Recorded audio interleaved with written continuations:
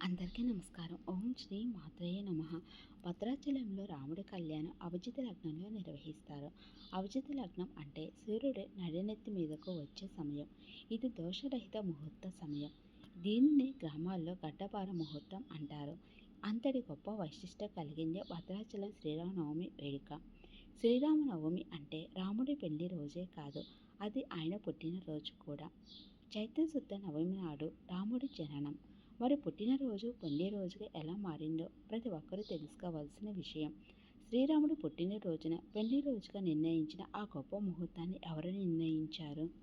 నేడు ప్రపంచవ్యాప్తంగా రాముడు జన్మించిన చైత్రశుద్ధ నవమి రోజున రాముడి కళ్యాణం జరగడానికి మూలకారకుడు, ఆద్యుడు, ఆ దివ్య ముహూర్త రూపకర్త, సృష్టికర్త మన భక్త రామదాసు. ఇంతటి గొప్ప ముహూర్త నిర్ణయం జరిగింది 400 సంవత్సరాల క్రితం భద్రాచలంలో అన్నది అందరూ తెలుసుకోవాల్సిన విషయం.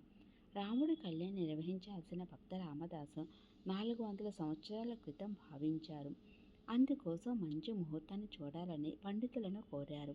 భద్రాచలంలోని పూజాది కార్యక్రమాలు అన్ని పాంచరాత్ర ఆగమం ప్రకారం జరుగుతాయి. అంటే శ్రీరంగంలో మాదిరిగా.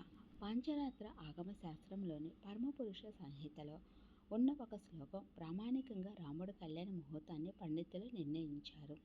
అదే చైత్రశుద్ధ నవమి. అవతార పురుషులు దివ్యమూర్తుల కళ్యాణ ముహూర్తం నిర్ణయించే సందర్భంలో ప్రామాణికం అయిన ఒక శ్లోకం అయిన ఏసే అవతార దివసే తస్య కళ్యాణ ఆచరేత్.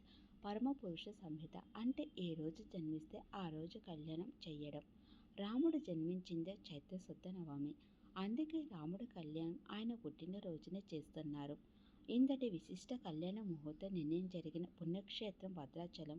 అందుకు ఆద్యుడు, రూపకర్త, ఈ ముహూర్త సృష్టికర్త భక్త రామదాసు.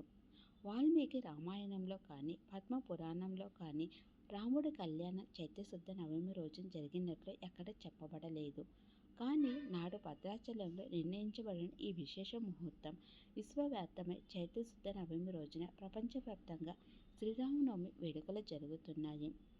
ఆ ముహూర్త నిర్ణయం వల్ల స్థల కేంద్ర బిందువు భద్రాచలం కాగా ఆ ముహూర్త సృష్టికర్త భక్త రామదాసు.